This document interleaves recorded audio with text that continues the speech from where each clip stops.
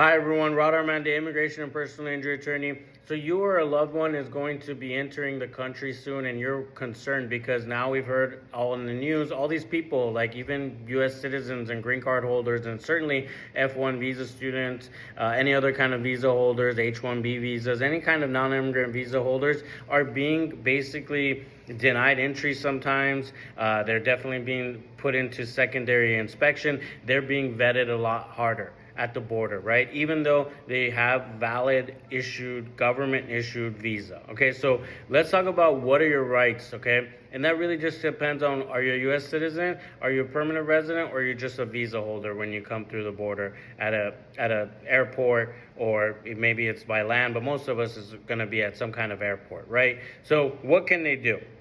Well, they can certainly search you, right? Whether you're a U.S. citizen or a permanent resident, they can ask you questions, and the government has a position that they can search your laptops and cell phones. But that really kind of depends on whether you're a U.S. citizen, permanent resident, or just some other visa holder. So can you deny or can you refuse to provide your password for your cell phone or your laptop? Yes, if you're a U.S. citizen. Yes, if you're a permanent resident. It can lead to delays in basically being allowed into the country, but you can technically say you don't want to share your password, okay, if you're a U.S. citizen or a lawful permanent resident. If you're a visa holder, however, if you refuse to share your password, that can be a reason for them to deny you entry into the country. So that's how that works. Can border officers ask questions about your immigration status? Well, certainly, right? So if you're a U.S. citizen, you still need to identify yourself. You still need to make sure that you're able to show them that you have citizenship. If you're a permanent resident, same thing. Identify,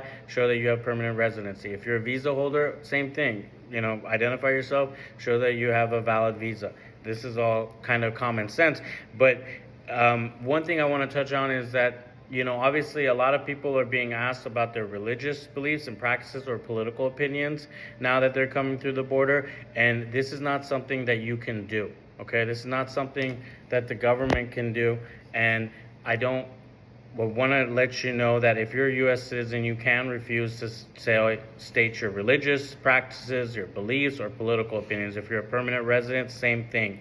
Now, if you're a visa holder, if you refuse to do that, it can lead to delays, it can lead to other questioning, and it could possibly lead to denial of your entry into the country on whatever visa that you have, okay?